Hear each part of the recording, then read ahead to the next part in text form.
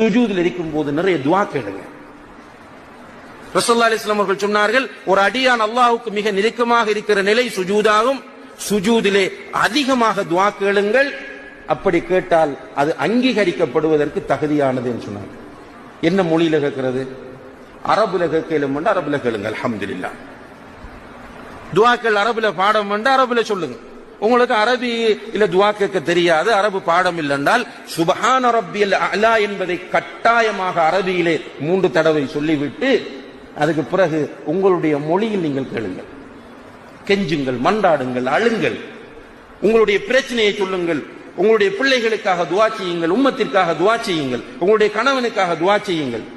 அதிகமாக துஆ செய்யும் போது தொழுகையில் உயிரோட்டம் அதிகரிக்கும்.